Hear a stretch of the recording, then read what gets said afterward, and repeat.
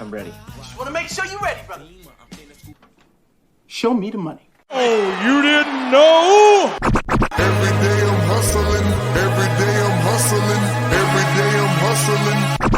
Put my shoes on, you wouldn't last a mile. Summertime, wintertime, I'm on the grind. Yeah, I got the ring, I'm the champ, I'm the genie of the lamp. This is the gift I was given, so I just live by my hustle. It's all about the Benjamins, baby. Yeah. It's all about the Benjamins, baby. Yeah. It's all about the Benjamins, baby. Yeah, I me put in my pocket, it don't make sense, but don't make a profit. It's all a hustle, ladies and homies. Make money, money. Call out here for a pill. Really tryna get this money for the real. I want to find a thing to save my life, so I hustle. It ain't over for me. No, it ain't over for me. Here comes the money. Here we go. Money talk. Here comes the money. Show me the money! Okay, let's go smoke that joint. What up? What up? What's going down, everybody? We got our IDP awards. Hell yeah. Oh, yeah. Oh, yeah. Super stoked about this. If it's your first time here on YouTube, make sure you go subscribe, Fantasy Football Hustler. Make sure you subscribe to IDP Army. We're streaming on 2 YouTube channels today, so first time ever. Pretty dope. Let's get into everybody who's on the panel today. Start off with IDP Iggy, my man. Shout it out. Where can everybody find you at? Hey, what's up, guys? Glad to be here, just like the Bears in the playoffs. So happy to be here. And you can find me at IDP Iggy, and then my website is Iggy's Deep Dive. So that's where you can find all my content, all my information.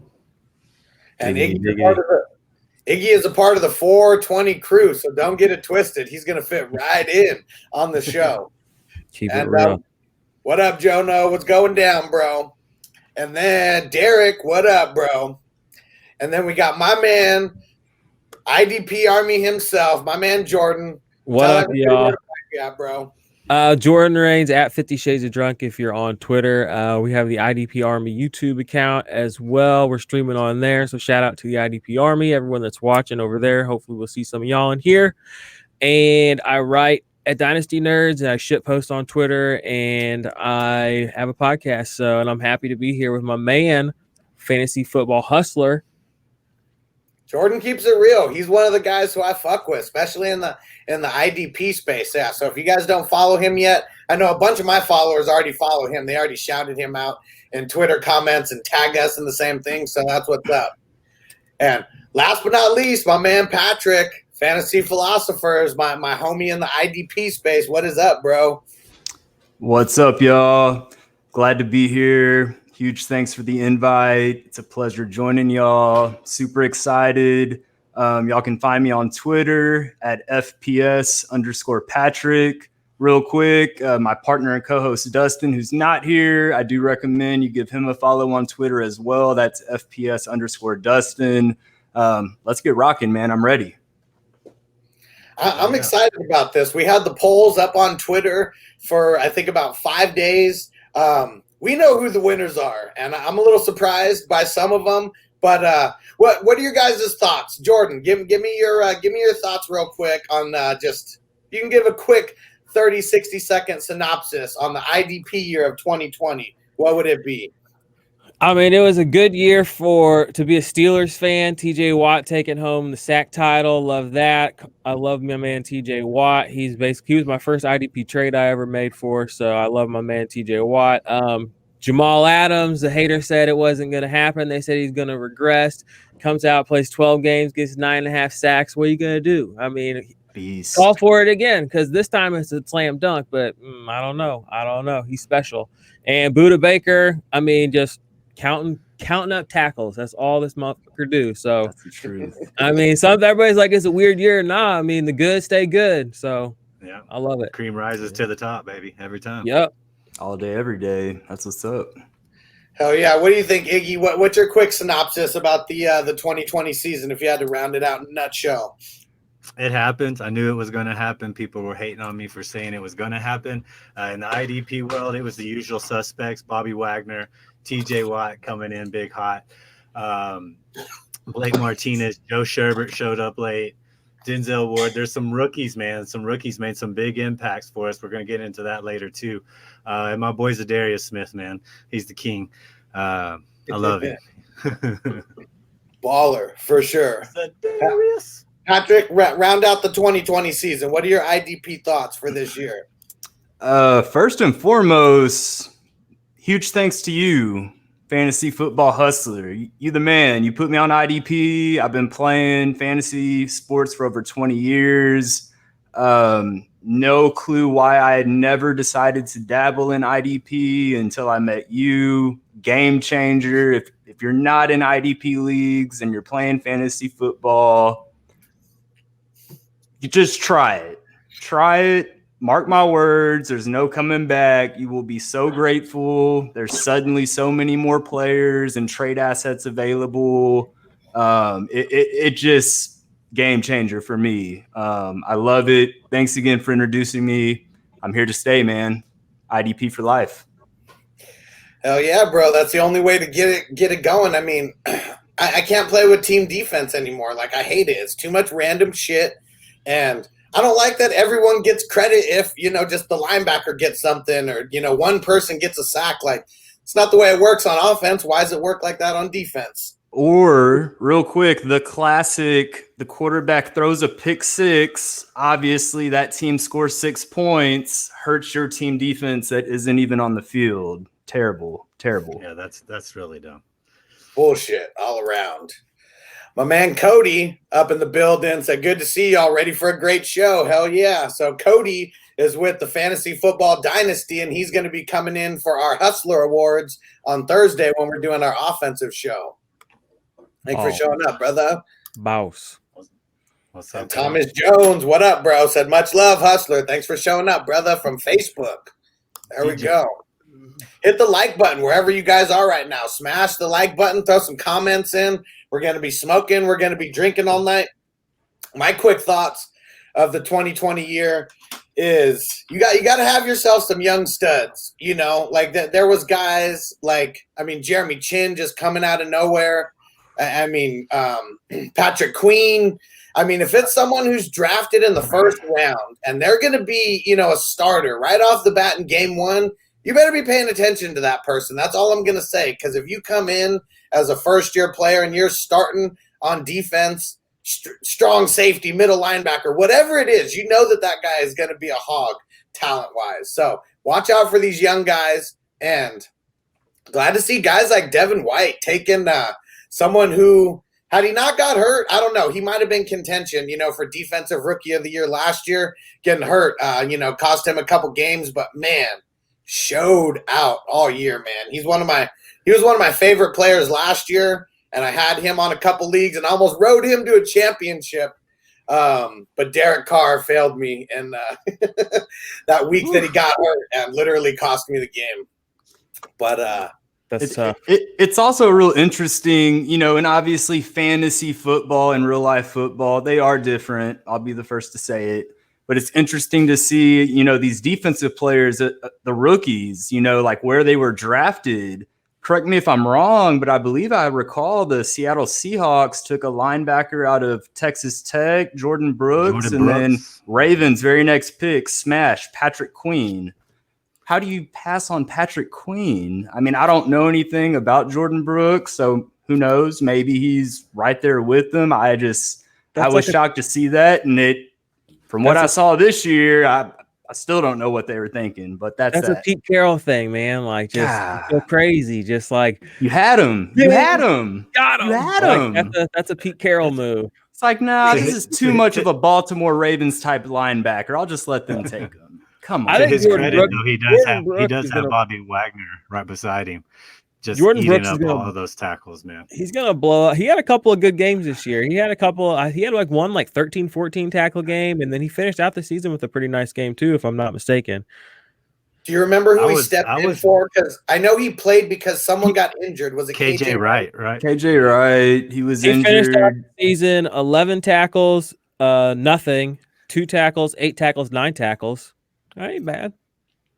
Yes, When you got It's not someone like bad, and I was upset that Jordan Love went to Green Bay instead of Jordan Brooks. I would have much rather had Jordan Brooks, but Martin's filled in that pretty would have good. made Another more late round sense pick. for the Packers. Absolutely. I agree. And you know, that's just me. When you get a chance to get a linebacker from LSU, you know, especially someone who's produced such as Patrick Queen and Pete Carroll is just like, I'll take this Texas Tech linebacker that personally I had never heard of. But again, I'm new to IDP. It blew my mind. I mean, we could go look at where they stand fantasy wise, comparing them next to each other, but I think that'd be a waste of time. But we'll see how it pans out. Only time will tell. And I think, Patrick well, Queen's and a what up, stud, what no up doubt to about it. Antonio first. And I think just like if you look on the offensive side of the ball, who's got the opportunity to actually get in there and start quicker? Like it was easier for Queen to get in there and, you know, start and get more percentage of the snaps even from game one. Did he not just take over from day one? I mean, that's what it essentially seemed like. I'm not an avid Ravens fan or follower, so I don't know for I sure. think It they just were seemed trying like to he was still on the fill- field. Seems like they were trying to fill CJ Mosley's shoes still. They hadn't really had a guy to replace him. And they, you know, that's part. I said it earlier. The Ravens defense has been one of the most reliable rosterable defenses over the past decade. And those people are Oh, changing. yeah. So it has to do with their philosophy and how they do things. And I think Patrick Queen is a great replacement for CJ Mosley. And he could be a lifetime Raven as well. Yeah, I thought he was the best linebacker coming out of that draft, personally. Yeah, sky's the limit for Patrick Queen. Great first name, by the way. All right. Well, how about we get into our first award for the night? And it is for defensive lineman clutch performance in championship week. And Patrick, why don't you go ahead and read out the nominees? All right. So nominees, we have Sheldon Richardson, Cameron Jordan, Randy Gregory, Chase Young. And the winner of defensive lineman clutch performance in the championship week by 60% of votes, Chase Young. This guy had 4 tackles, 1 sack, 1 forced fumble, and to top it off, 1 fumble recovery, week 16, clutch championship week from a defensive lineman, Chase Young. Someone who definitely, if you were riding him, helped you ride off into the sunset. That is for sure. And I know he got hurt for a little while. I can't believe how much hate was coming from some of these. I don't even know what online magazine was saying that he was looking like one of the bigger busts, you know, in history for like defensive players. I was like, what the fuck are they watching? This guy is an animal. That's probably trolls of New York Giant fans that realize had they just lost that one game to the Redskins there at the end of last season, they would have Chase Young. The guy is phenomenal. Everything that I heard about him appears to be true. If you have him in Dynasty IDP, congratulations. You're set for the next decade or so. I do have him in a lot of IDP dynasties. Thank you. It's got to feel great. It feels pretty good. I wish he would have got to 10 sacks this year. I would have liked that a little bit more. But like you said, he finished out the season with like that 40-something point game, 4, but then he had that big week championship week, 25, and then last week he had 19. So, yeah, I mean, things are looking up. He finished out the season strong, and I like that whole line is set up. So, oh yeah, I'm not surprised that he won, that performance of the week, because he's a player too that, these other guys that were even in contention. I mean, Randy Gregory, people weren't probably playing him. Sheldon Richardson, people probably had him and Cam Jordan in lineups. Maybe you didn't have Cam Jordan though, because he'd been so shitty all season. So, Chase Young was in people's lineups. So, he did help people win. So I'm not surprised that he's the one who won 60%. He's one of our bigger margins of winning too. So. Yeah, I noticed that as well. Good point. Chase Young. Good on the rookie. Did it as a rookie. What's Playoffs next, man? Playoff bound. I'm excited, man. I'm excited. Coming for Tom Saturday. He's ready. He's shouting it out, man. Look out, old man. Look out. You gotta love that. He's hyped to get in the backfield and smash Tom Brady. Dude, Tom Brady looks old. It's crazy, but he threw like how many 40 some odd touchdowns. But he looks to be like fair, an old guy. He is old. To be fair, he is old, you and it's crazy. I'm just like, this dude's insane. Like, what is going on right now? We'll never see anything like it again, probably. Yeah. The dude's gotta like, I don't know. He's gotta like drink, like take baths in like in crazy like I don't know soy milk or something. Hey man, when you got the money he has, there's no telling. But it's working, whatever it is. So, salute to him. It's crazy how much of a game changer Chase Young is right now because those 2 games or whatever he was out. Washington's defense looked horrible without him. Great point. Yeah, and I mean that's a stout defensive line that for those of us who are just watching football, regardless of if our team is playing or not. I mean, this guy was producing throughout the year, playing on a line where there are other studs. I believe they were all first-round picks at one point. So, I mean, amazing. Yeah, I'm excited to see that game. I think Washington they might upset Tampa. We shall see. That'd be pretty funny. That. Just as an Alex Smith fan, it's not gonna. I'm all for it, man. I wouldn't bet money on it, but that's I'll be cheering for the Washington football team. I don't think White will be back from protocols by then. I don't think so either. I thought he was going to get to 10 sacks this last week. I was so sure of it, and then he was out of that game. I was pissed. Didn't even think about that. I was pissed. Yeah. I don't even have him on 18s. I was pissed. Well, that's why I enjoyed IDP so much, because the few leagues that I do IDP in, I have Devin White in most of them. So that's probably why I enjoyed it. But yeah, Devin White, hell of a player for sure. It'll be interesting. I'll be looking forward to that game. In the league. Don't discredit my boy Levante David, man. I've been playing IDP for a decade. He took me to a championship like 9 years ago. I've always been grateful for him. He's I'm glad he's getting that. Agreed. I'm glad he's getting some national television game, man. He's been so good for so long and nobody knew who he was. So it's about time. That's a fact. I agree with everything you said. Absolutely. Any other closing comments about Chase Young or just the defensive lineman clutch performance championship week? I'm just going to remind you, Patrick, that I got Devin White and Chase Young in the Dynasty League that we are in together. Woo. You know what? That's nasty. I actually already knew that. But with that being said, I feel okay about my IDP players, but I really like the trades that I made at the end there in that league, and we'll save that for another episode, of course, but we'll see what happens next year. I'll just leave it at that. I'm ready. I'm already getting ready for it. Same, man. Same. All right, so moving right along, defensive back, clutch performance championship week. And here are the nominees: Trey Boston, Mike Hilton, Darnell Savage, Cameron Curl.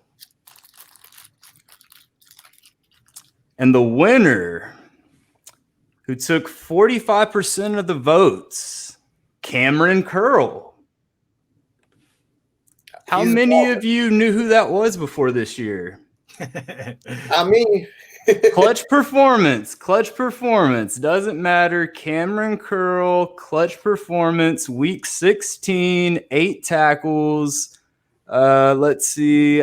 Also threw in a pick, I believe. Yep.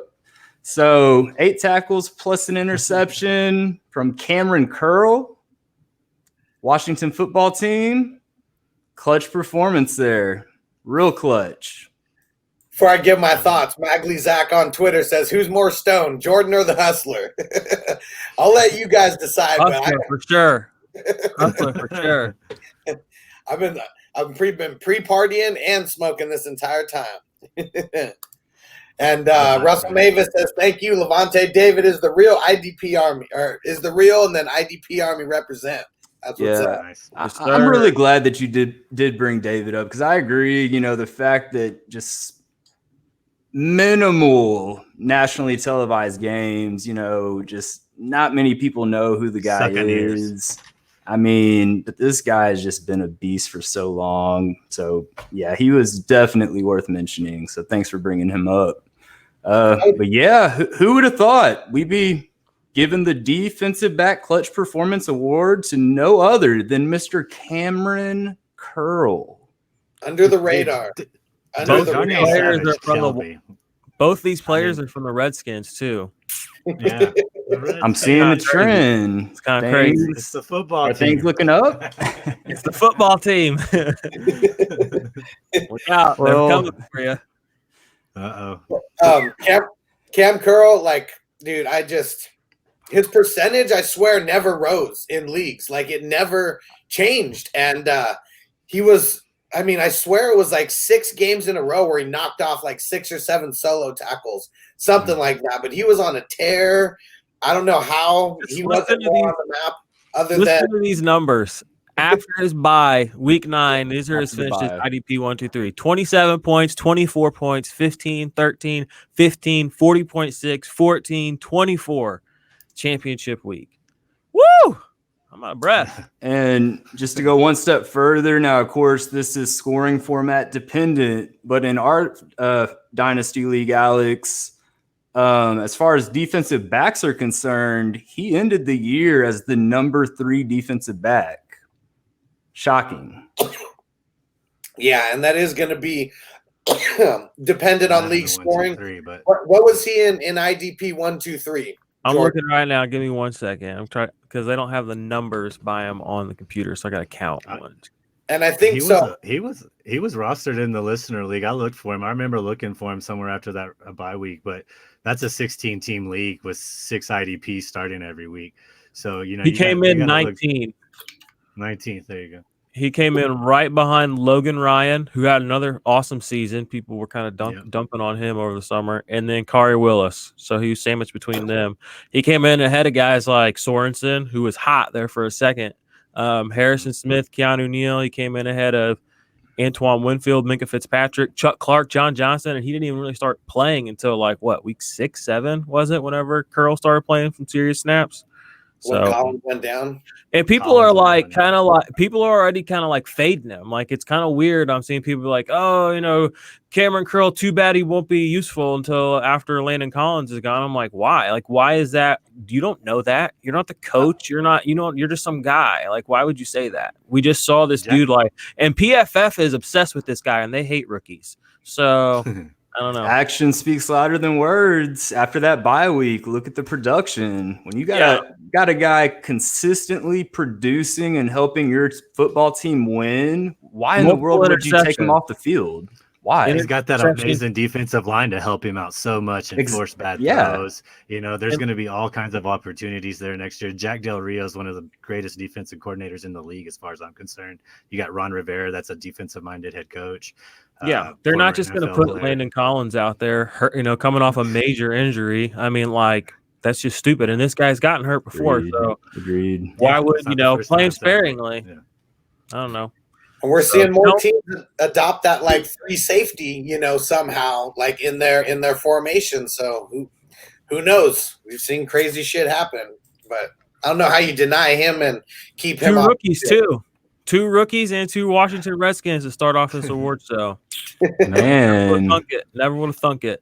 Hey, for all those Washington football team fans, soak in that moment because I know it's been a hot minute. So things are looking bright. Things are looking bright. These champs, man. Those probably were like 1,000 to 1 odds for that to happen. I mean, if we were betting on that, that would have never hit. Never. Right. So let's hop into the third award that we have here. It's our last clutch performance in a championship week, and it's coming from a linebacker this time. And Iggy, why don't you go ahead and read off the nominees? All right, guys. Like you said, championship week, the guy that either helped you win or destroyed your heart, and I'm on the second end of that. So we have Roquan Smith, Joe Sherbert, Devin White. Gotta love it. I love it. Devin White and Fred Warner. And the winner is Devin White, 33%. Just edged out these other guys because I'm sure so many of these other guys broke people's hearts and won people some leagues too. But I'm going to pull out some stats real quick using it's a hashtag 123 IDP that Jordan talks about. That I guess you created it, right, Jordan? I mean, yeah, I branded it that way. You branded it. I mean, I'm sure somebody somewhere has this set up and they've had it that way for years, but I'd never heard about it. But yeah, that's my baby. And I'm gonna be, and for all my IDP leagues, I'm gonna be adopting the IDP 123 format. So it's legit and it's something to get behind, and it just makes things really easy, you know. So yeah, that's IDP 123 scoring. That's what I'm changing all my leagues to it. Breaking down. I've heard a lot of chatter about that as of late. So good. I have. I really have. The listener league, so we kind of use that off the podcast. The only modification I think is I'm like really into big bonus points. So we got 5 extra points for the 10 tackles because he had 10 solo tackles. He had 1 sack, 2 tackles for loss. He had, what is that stat? 3 quarterback hits, rounding out 40.6 points in week 16. Just ripping my heart out in my listener league, and just no respect, just throwing it on the ground and smashing on it, and never giving me much hope after that. But I'm sure a lot of people loved him. I love Devin White, Devin Bush. They're gonna be compared in my mind their whole career, coming out together, kind of being high-ranked linebacker picks. Obviously, the first names, but I just think Tampa Bay's trending. He has probably learned so much from Levante David 2 years together. Sure. You know, Definitely. Todd Bowles over there, one of the best defensive coordinators. If you play IDP, man, you won't hear it a lot, but defensive coordinators are so important. Why do Wade Phillips always produce studs? Because he's Wade Phillips. You know, why are they thriving in Washington? Jack Del Rio, you know, Todd Bowles. These guys are good. Okay, they don't oftentimes get great recognition as head coaches, but even Vic Fangio, you like Khalil Mack, you like these guys. Well, that was all Vic Fangio, man. I don't know. Great point. So, but Devin White, 33%. What would you guys? I'm going to pass it off to y'all. Anything to add to that? I think I nominated. Did I nominate Fred Warner? I think I did. No, I actually nominated Warner. Ironically, in the one league, I went to the championship in 3, only won 1, but that one league, I had both Devin White and Fred Warner. So nice. Yeah, Schobert, I mean, that was a 33-point game. That was his second highest total of the season. So it was nice for him to have that, you know, when it counted most. And Fred Warner was a great pick too, because he didn't do shit all season, and he's going to finish. Tell me about it. He's going to finish the top linebacker on the back of the last 2 weeks of the season. Literally, he had more tackles the last 2 weeks of the season than he had the 7 weeks leading up to that. So I'm just like, I don't want to hear about Fred Warner this offseason. I'm glad he had won somebody a championship, but I'll tell you what, every league I had him in, he was on the bench that week because he was booty. It was hard, man. Trust me, it was real hard. The rest of my team carried me. I just said, you know what? I know the man's talented.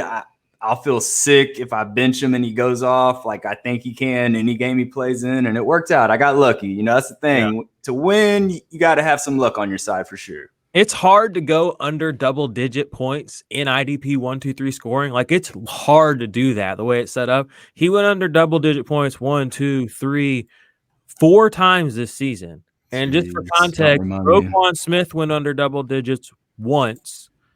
Joe Schobert went under double digits once. Devin White, I don't think he went under at all. He went under twice. That's interesting. But he still finished number 1. But that just gives you some context to how low the floor was for Fred Warner this season. So, but I'm glad that he had I'm glad he got nominated because he did pop at the right time. Yep, even if it was just that 1 week. And then I nominated Roquan, who balled out with 8 solo tackles and 2 interceptions. Like, man, he's a monster. Having him to ball out. He's a monster. He's unreal.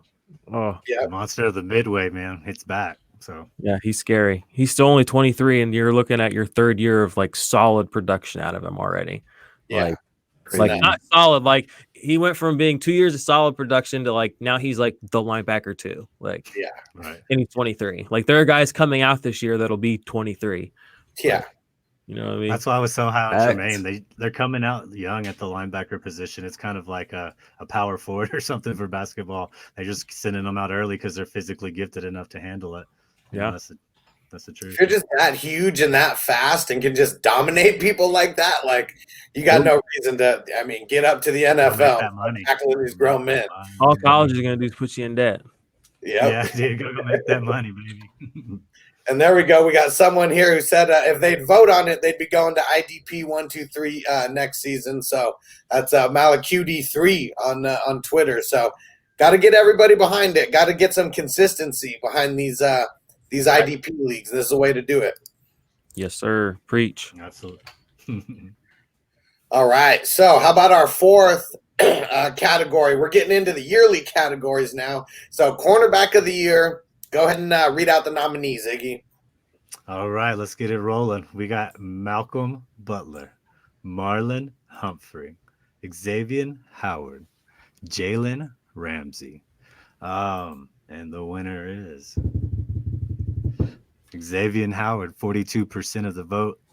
So not the majority, but still a pretty significant amount of it. It's a pretty well-rounded guys. And I said it at the beginning of the podcast.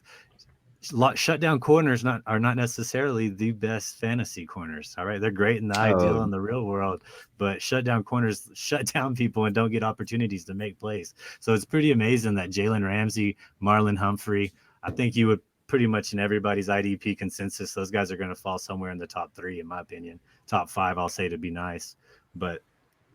Then you have not too well known about Xavier Howard playing down there for Brian Flores in a great defense, getting some credit finally. It's amazing because he had 20 passes defended. He had 10 interceptions, which is really difficult to do. J.C. Jackson had 9 and a couple forced turnovers, and he didn't even get a mention because he was on a bad team for the most part. But I think Xavier Howard I don't think it was a fluke season. I think that defense is really well built, and I think that defense is going to get better. People are probably going to get really pissed when they take another defensive player with their 3rd overall pick. But I don't see it going anywhere. But for 2020, I don't know why people even attempted to throw on him. I mean, I think towards the end of the season, he had an interception, I think, in 6 or 7 straight games. Do you have his IDP numbers, Jordan, by any chance? No, I'm sorry. I was actually looking at Marlon Humphrey, but give me 10 seconds and I can get it. Yeah, and while he pulls that up, we got it. Worth mentioning, I got it. thinking about the guy that lines up across from him at the other cornerback position, Beast. I don't know what his fantasy stats were, but he had an interception. I mean, he had one in week 3, week 4, week 5, week 6, and then he had one in week 10, 11, 12, 13, 14. He had a forced fumble in week 15, and then it was quiet week 16, and then had another interception. So he basically had an impact play basically every single week. Just but like it is also like some of your defensive linemen are sack dependent for points, though. He is very INT pass deflection point dependent. Yeah. I have his biggest week, Jordan, in our league at 28 points week 11 against Denver. Yeah. Yep. So, hell of a season. And I swear that I heard that they said Miami was the only team in history that forced a turnover in every single game this year. Am I wrong on that? Maybe I heard that wrong or something, but wouldn't surprise me, man. The way that defense played, I think Brian Flores is the best thing to happen to Miami in a long time. So things are looking real nice over there. And just his interceptions, we just read off like 3/4 of the season just from his interceptions. I want to take a second though to bring my nomination for this was Marlon Humphrey and Xavier Howard. He had 10 interceptions, which is dope. Marlon Humphrey had 8 forced fumbles this season. that led the league at corner. I mean, just in the league period, but I mean that's at cornerback too. He had an interception as well, 2.5 sacks. So he was a busy boy too. He didn't win this. Obviously, the people gave it to Xavier Howard, but I think Marlon Humphrey, if he wouldn't have had that COVID week too, like he sat out a week too, and he still finished in the top 12. If you take that COVID week out of there, I mean, like I was just reading off, Fred Warner had all these bad weeks. I mean, this is Marlon Humphrey, 14, 20, 16, 23, 21, 28. 6, 10, 18, 25, 8, 21. I mean, this dude was just like, I mean, it was elite. The season he had for IDP was awesome. And you had 3 corners on that team. You could really play with him and Marcus Peters and who's the other guy? Oh, Chuck Clark is who I'm thinking. So you had 3 defensive backs. You had 3 defensive backs on the Ravens that were pretty good this year for IDP. So. Well, Ravens had 3 of the top 5 forced fumbles too. Because I put that stat up today, and they had 3 of the top 5. That's coaching. That's more than just individual play. It goes back to, like I say, in Ravens being one of the most reliable rostered positions. That is the Ravens defense. And I nominated Humphreys too. He didn't win it either, but I put him in the Golden Hands Award. I think Xavier Howard won that as well. Yeah, I'm looking at it down here, but I mean, again, like we're talking Golden Glove, knocking out 8 balls, a season, leading the league. I mean, when the guy in second place has got like 4 or 5, and this is like Myles Garrett, people that are getting dubbed all pro, farting in the wind, show Marlon Humphrey a little bit of respect. I know it was close. It was only like between a percentage point or 2 between them. So it was super, super close. I just got to shout him out because he didn't win anything, unfortunately. Marlon Humphrey, I rode for you, my dude. Sorry. There's a few players I feel the same way about. He did for tweet sure. something kind of stupid a little, like an hour or 2 ago. I was kind of dumb. He tweets some dumb stuff sometimes. He's a good guy, I'm sure. Marlon Humphrey's watching this show right now. He doesn't know if he's going to win or not. We don't want him to tune out. So. Well, yeah, I mean, if you're watching, bro, like you might win. Just fucking around. That'd be hilarious if he was. No way in hell, though. All right. So, next award here, Defensive Tackle of the Year. And Iggy, go ahead and read out the nominees. I have a feeling this one, gentlemen, will be one that we can all agree on. I probably have to take a toke on this here in a second or something. But Defensive Tackle of the Year, we got JPP, that's Jason Pierre-Paul, down there in Tampa Bay. Quinnen Williams, DeForest Buckner, and Aaron Donald. And the winner is Aaron Donald, 58%. No way. Other big majority. So 13.5 stacks. I don't have his stats pulled up. I know he had 13.5 sacks. I think he had something like 20-something quarterback hits. He didn't have a whole lot of tackles, but that's, he's getting double teamed every play. He's definitely a big play guy. He might win Defensive Player of the Year. Well, we'll have to talk about that at the end of the show or something, but 58%, pretty overwhelming. JPP had a great year. I can't believe people are knocking him, saying he doesn't deserve to go to the Pro Bowl. Go look at his stats, man. They're ridiculous. Agreed. I nominated JPP. With Aaron Donald, what else is there to say? He's shown it each and every season. Personally, I thought the percentage would have been higher than 58. Even that's extremely high, obviously. I was thinking it would be maybe 70 plus, but I guess that was a stretch. DeForest Buckner was on there, JPP, Quinnen Williams, and I mean, JPP, I know he's got the best 3-point stance in the league. I mean, you got to. I mean, you only got 3 fingers. Like, I mean, he's just got that shit mastered.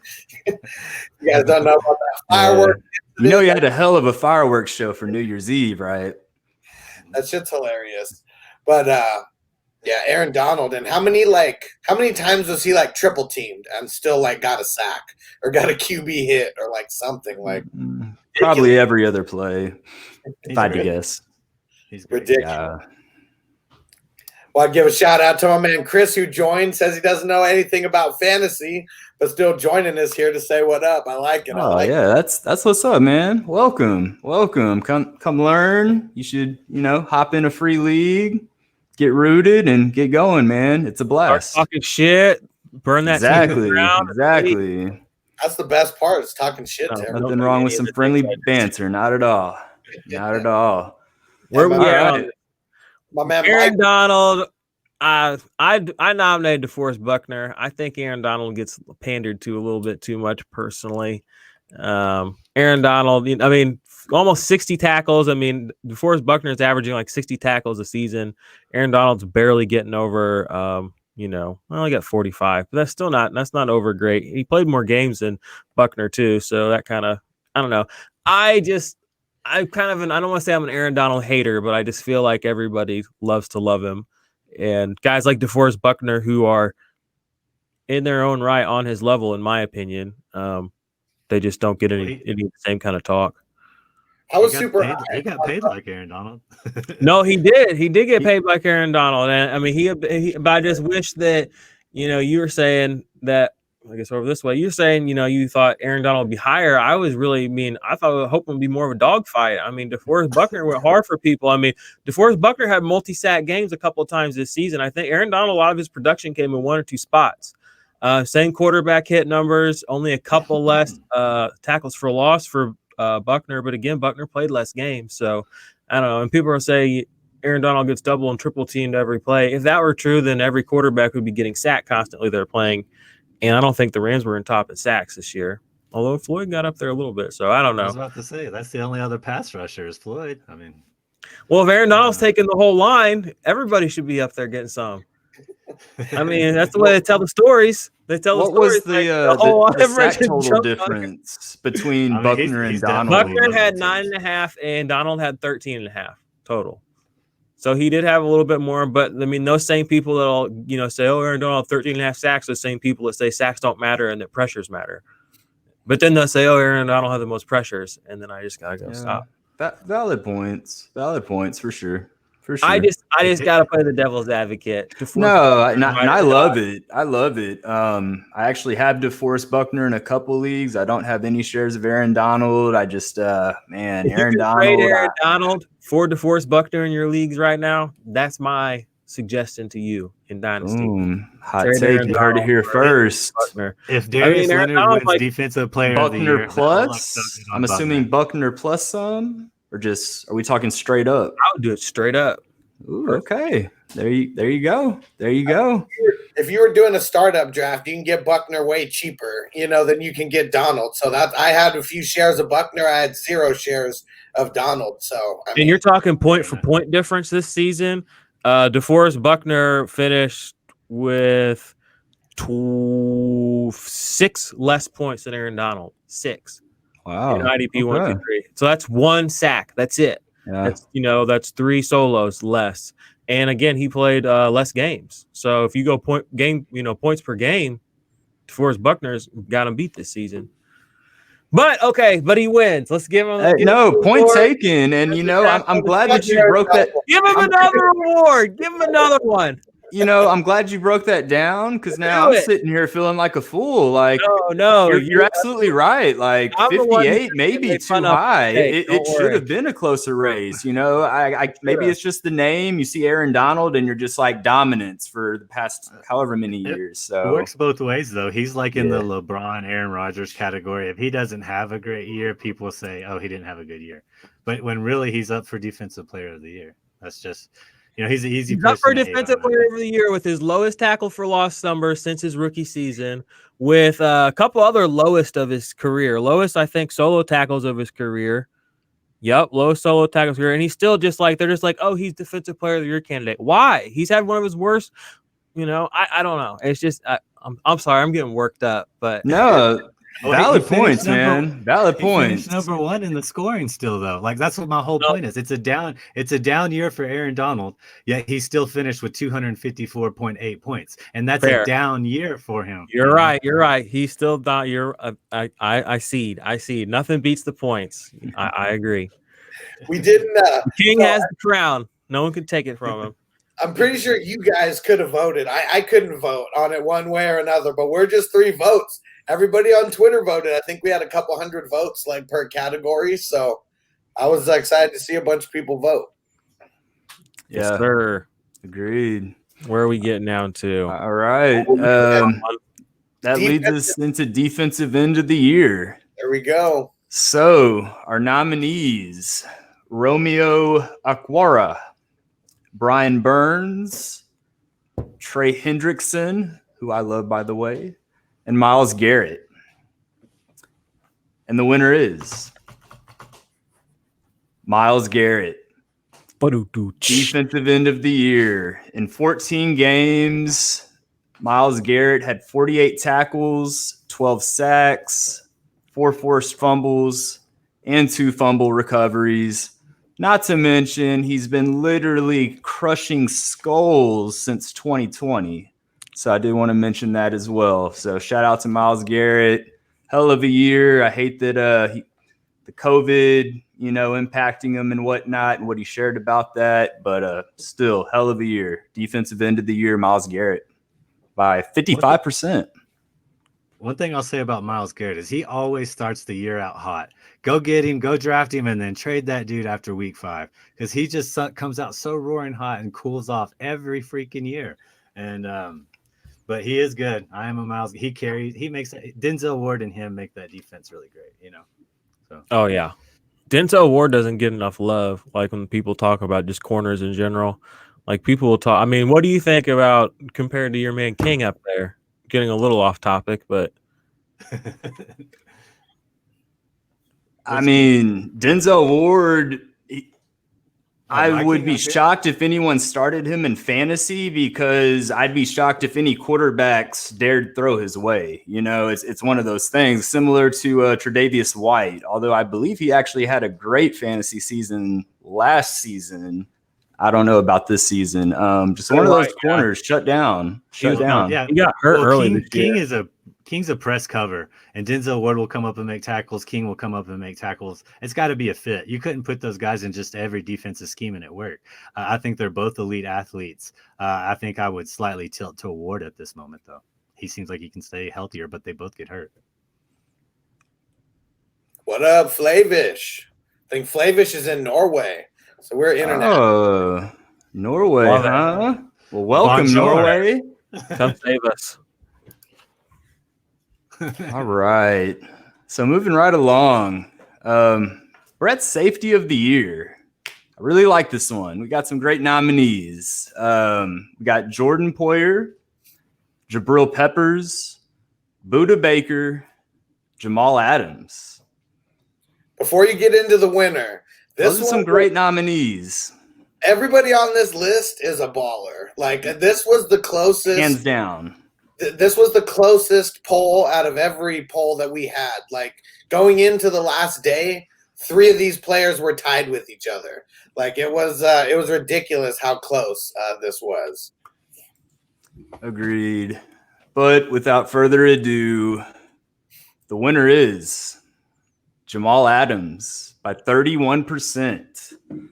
Jamal Adams in 12 games this season, 83 tackles, 9.5 sacks, plus 1 fumble, forced fumble to sprinkle in there as well. Man, 9.5 sacks at the safety position.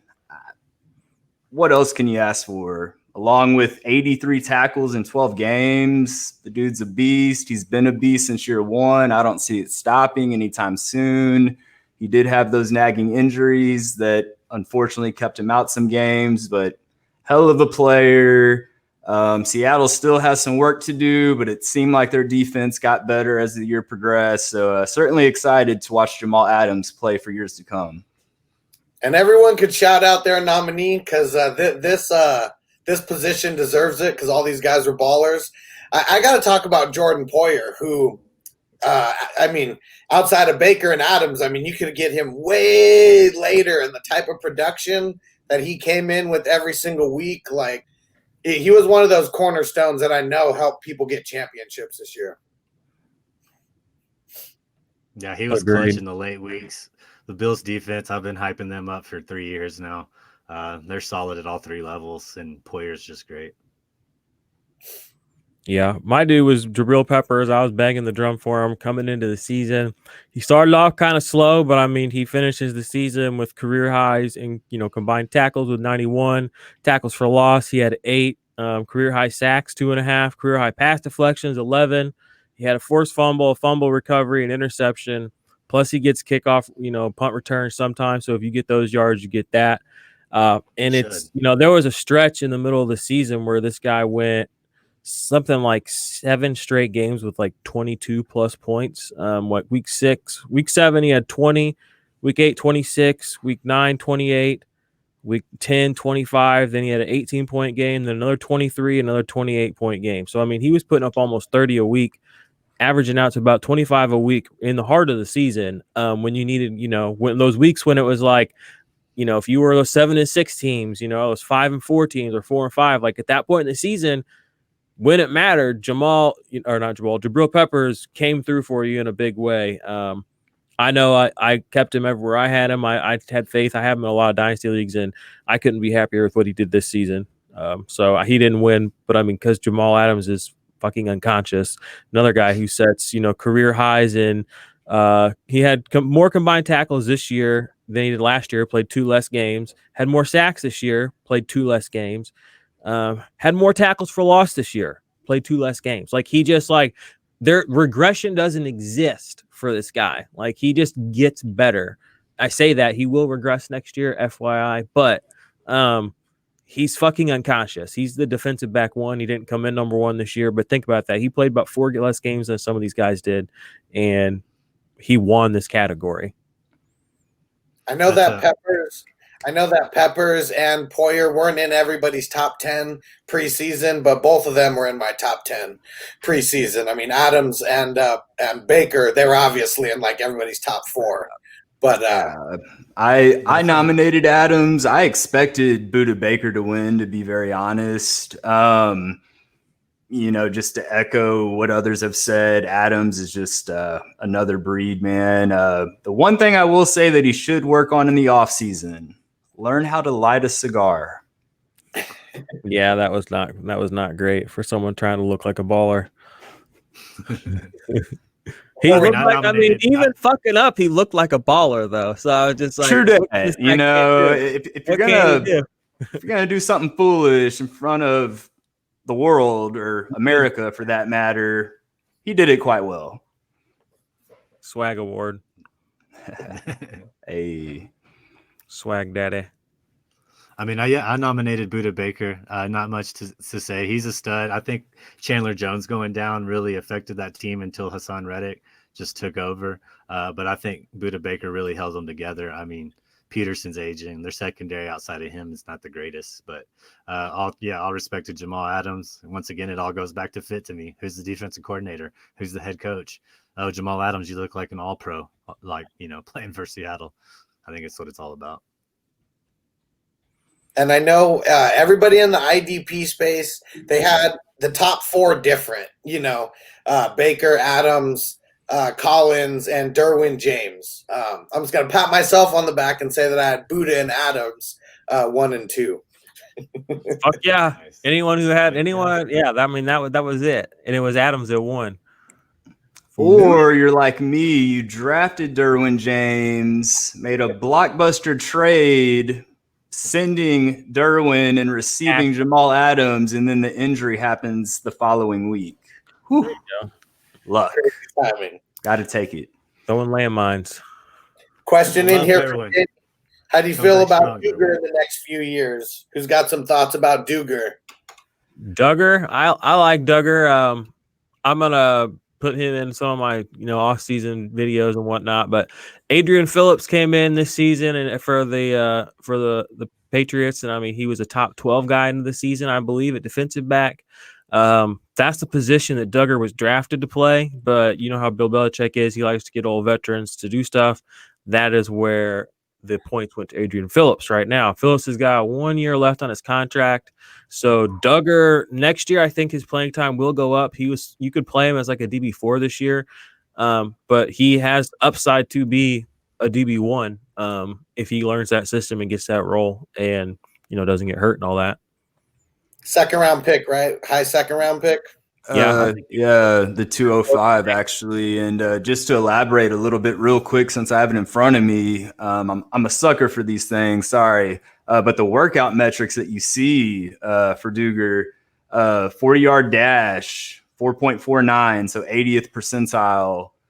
speed score 87th percentile, burst score 98th percentile. You know, there's a lot to like with, you know, just the raw talent that you're seeing there. And I mean, when you got Bill Belichick coaching them up, He crushed the combine last year for sure. sky's the limit. That's someone that, you know, I actually grabbed him, you know, towards the end of the season in one of my leagues. I just realized he was sitting there and I was a little shocked, but I was like, yeah, I'll go ahead and grab him and see what happens. Maybe leave him in my taxi next season. But yeah, he's someone that you want to have stashed, I would say, for sure.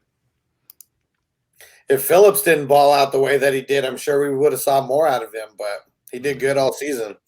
Yeah. All right, so next category we got is linebacker of the year. So nominees, we got Devin White, we have Roquan Smith, we got TJ Watt, and we got Zach Cunningham. All these guys are fucking ballers. Like Jordan's got TJ Watt sitting right behind him. Everybody balled out on this list this year. But the winner is Devin White. We knew it was coming. Devin White, 97 solo tackles, 9 sacks. I mean, forced fumble recovery, but you get to 100 solo tackles or right around that, like you're just a stud all around in real life and in fantasy for sure. Amen. What else is there to say? 15 QB hits for an inside linebacker. That's a lot, man. That's not an edge rusher. I just got DTs and fat 300-pounder guys in front of him, you know. And he's not playing like a young player, you know. I mean, not to say he's never made a mistake, you know, obviously, but he's out there, he's playing, man. When you watch him play, he looks like he's been doing it for a long time and nothing's changed transitioning from college over to the NFL. So, you know, like man, I mean, he's got the right defensive coordinator with the right mindset for, I mean, all the guys on that team. I mean, look at Shaq Barrett, unconscious, JPP, unconscious, Levante David, unconscious, Carlton Davis, unconscious. I mean, fucking Antoine Winfield, unconscious. I mean, Devin White, unconscious. Every single player on that team is, I mean, the whole defense basically all pro. Coached up, man. And they're playing aggressive. Like, it's not like one of these cute, that we didn't let them score on us. They're like, no, like the defense like had 2 touchdowns today and they averaged like 0.75 touchdowns a week. Like, so real quick, ridiculous. It's short, but I have a question. I'm curious to get y'all's input. The Tampa Bay defense thriving this season, do you think it had a lot to do with the change at the quarterback position when leaving? They were the same. They were the exact same team minus Antoine Winfield last year. The only difference is that Jameis Winston turned the ball over, but that team, they were just as good and they were in a lot of close games because of that defense. And shit Jameis gets, I mean, he won them just as many games as he lost them last year. So, and think about how many pick sixes Jameis threw. Like, that's not even on the defense, you know, like so many. They made up for it because they had such high sack numbers. I mean, they knew that they had to play fucking unconscious, like I said, to keep up with what Winston was doing, and they did. They have the guys to do it. Ndamukong Suh, I mean, he's like the least talked about player, but he's probably one of the best players on their team, and like he's the anchor of that whole thing. I mean, the energy just comes from his big ass right in the middle, and it's everywhere. So poor man's Aaron Donald, maybe. They went to the playoffs last year, didn't they? Like, I remember them playing on Saturday last year. I don't think they did. They didn't make the playoffs. I remember them having defensive players that had hell of years, you know, as far as stats are concerned. I guess I just didn't notice how dominant they were as a unit last season. The only with Winston there out of Tampa Bay was Jameis Winston 30 for 30. LOL.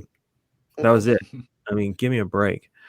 We need more IDP, man. God, yeah, no. I know. They got studs on all 3 levels. Sue doesn't get enough respect. I mean, it goes all the way through, man. Shaq Barrett, was he like second team all pro or some bullshit like that? Like they were just like jerking around. I'm like, motherfucker, you give his numbers to Aaron Donald. I mean, they fucking mean that. I can't even get back to the Aaron Donald shit. I feel you on that. All right. How about we get to our next award? Yes, sir. Finally, your man, 50 Shades. I got one. Number 9, New Kid on the Block award. We had Jerome Baker, who did finish as a top 15 linebacker this year. We have Montez Sweat, who was dope. Y'all need to get some Montez Sweat in your life. We had Eric Wilson, who came in for Anthony Barr and finished as a top 12 linebacker as well. This dude was playing lights out. Probably had a better season. I mean, I imagine he had a better season on paper than Anthony Barr's ever had in his life. Anthony Barr's like a dozen Pro Bowls. And then we had Tyrell Adams, who also came in and played for somebody. Bernard McKinney, he still was one of the top tackle leaders in the league. This guy ended the season with 125 combined tackles with only 12 starts. All right. So what does that mean? You do the math. That means basically 10 tackles a game per start. That's crazy. That's what you want. And he did it on the same team with another guy who we all know and love. We mentioned earlier, Zach Cunningham. So Tyrell Adams, I'll go ahead and give you all a little teaser. He didn't win, but I just want to make sure that he gets the recognition he deserves. But the winner of the New Kid on the Block category is Montez Sweat, coming in with a hot 37%. That was my nomination. That's why I get to read this off to y'all. This guy had 6 pass deflections in his second year, 2 forced fumbles, 9 sacks, 45 combined tackles, 12 tackles for loss, 20 quarterback hits, an interception that he returned for a touchdown on Thanksgiving. You all saw it. He's a beast. He's a playmaker. The very next week, Washington football team, what do? They take out the Steelers. Why? Montez Sweat batting a pass. Get the fuck out of here. That's my dude. He won the category. Let's go. Montez Sweat. Well deserved. They're leading the awards categories right now. Washington. I know. It's crazy. I mean, like, they're everywhere. And they don't even have a linebacker. Like, who are these guys? Like, Bostic had like a week or two, I guess. Oh, actually Bostic caught that interception that Big Ben threw that Montez Sweat batted, but I digress. No one gets to the second level. You got to bypass that second level by throwing it. Yeah, they're beasts. All first-round picks on that line, but Montez Sweat, I love that dude. He's long. He plays hard. 20 quarterback hits. He had more than old Chase Young had this year. 6 pass deflections. You love to see that. That's just free points. You know, it's not a tackle. It's not a sack, but that's something going down. It's a big play. Like I said, 2 of them this year directly led to turnovers. 1 of them to a touchdown. Those plays should count big time in IDP 1, 2, 3. They're 3-point plays. So Montez Sweat, new kid on the block. I think he's going to be a top 10 dynasty DL for just as long as we expect Chase Young to be here coming up. So I have him back to back in my dynasty rankings right now. They're beast. Oh yeah, and everyone can talk about their nominees. I got to shout out Jerome Baker, someone who, I mean, drafted like a linebacker 2 or 3. You know, I mean, something like that, and definitely worked out for you, you know, maybe a couple off weeks here or there, but had so many blow up weeks that you'd love to have them. 70 solo tackles and 42 assisted tackles. So over 100 combined tackles and 7 sacks. I mean, just ridiculous. I like Jerome Baker just because I'm a weed head, and there's an ex-bong company named Jerome Baker, Bong Maker. And if you go search Jerome Baker on eBay, you'll find bongs that cost like $10,000, $20,000. So he's like one of the craziest bong makers of all time. And his shit doesn't exist anymore because he doesn't make anything. That's crazy. That's interesting fact. Awesome. Learn something every day. Tyrell Adams, that was my nominee. I knew there was some stiff competition, you know, so all fair. People voted. We have our winner, but man, Tyrell Adams, a 28-year-old, undrafted, you know, made some appearances in games with Oakland for a couple years, and then Houston in a few games the past couple of years. And then, you know, when they had that starting linebacker go down, this guy stepped in. And I mean, the defense was bad. Let's be honest here. But this guy did his job. Like, I would imagine if Houston doesn't plan on keeping him, someone's probably going to be willing to extend an offer to this guy here. Because, I mean, you're basically looking at double-digit tackles a game. plus little sprinkles in of sacks, forced fumbles, what have you. But for a guy that just came out the woodwork, just stepped in and just was playing like he's been doing it his whole life, man, sight to see. He didn't have too many off weeks. Like, I was really high on him as soon as he came in. I snatched him up everywhere. Everywhere I got him. He's a baller. Yeah, and just to close out real quick, I'll just say about Eric Wilson. These are his points from week 9 on. 41.5, 22.35, 16, 13, 18, 11.5, 19.5, and 21.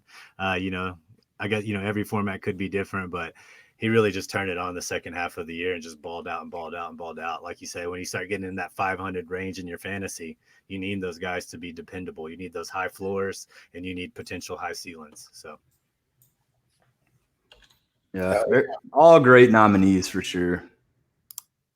Hell yeah, man. This is a good category. Now, next category, we got the Sack Savage Award. Those guys who are just dominating the QBs, getting to the quarterbacks like it's nobody's business. We're starting it off with TJ Watt. We got Devin White. We got Zadarius Smith. And then we got Hassan Reddick. Everybody on this list was pretty awesome. But the award, it was pretty unanimous. It was TJ Watt getting 63% of the votes. Jordan, he's got him up right behind him. We know that how much of a baller TJ Watt is. 15 sacks. It just seemed like every single play he was in the quarterback's face. Like every play that I watched them play, it just seemed like he was in the quarterback's face or very close to him. Just every single play. We got some good nominees here, and anybody can shout out anybody they want. Quick shout out Hassan Reddick. 12.5 sacks, 6 forced fumbles, along with 62 tackles. He had that one game. We'll get there. But anyway, just a guy that I felt was at least worthy of being considered. But yeah, I agree. TJ Watt, dominant, versatile, can line up practically anywhere and make plays, playmaker. Yeah, I'll just say Devin White. 9.5 sacks. I gave him the Sack Savage Award because it's not what you expect from that position. To get those kinds of numbers. He finished in the top 12 at sacks. He and Jamal Adams, two guys that that's your defensive back position. That's your linebacker position. That's not your defensive line position. But to get high end DL numbers, sack numbers out of that guy. That's how you win your leagues. That's the Christian McCaffrey of the positions. So I gave it to him just because it's something you didn't expect. That was it's icing on the cake, and that's why he finished, linebacker 1 on top of the fact that he had all the tackles. He also came through with the big play. So I gave him. That's who I nominated for Sack Savage. And then, I just had Zadarius Smith, 12.5 sacks as well, played through a lot of injuries, and he carried the Packers. There was times when they didn't have pressure. Preston Smith didn't really start stepping it up till, honestly, about 2 weeks ago. Gary started stepping it up about 3/4 of the way through the season. Other than that, they didn't really get anything, some from Lancaster, but really it was all dependent on Zadarius Smith to bring that quarterback pressure when they needed it. He can close out games, but I'm admittedly biased. He's my guy, man, Well said. Yeah. Everybody on this list was a baller this year in the IDP space. No arguing TJ Watt, though. He's a stud. Number 1. I made him my captain in our keeper league. We call them captains. 1 offense, 1 defense. I switched up from Tremaine, and I had to go to TJ Watt. I just couldn't let him go back in the draft pool. No way. Hell no. Don't blame me, man. He's the man. So right into our next category here, we got the Consistency King Award. And I will say everybody on this list was pretty damn consistent. That is for sure. So we got Roquan Smith. And then we got another Smith, Jalen Smith. And then we got Bobby Wagner. And we got Joe Schobert.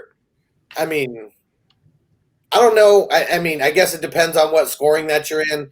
In IDP 1, 2, 3, did any of these guys even finish with less than 1 or 2 single digit games?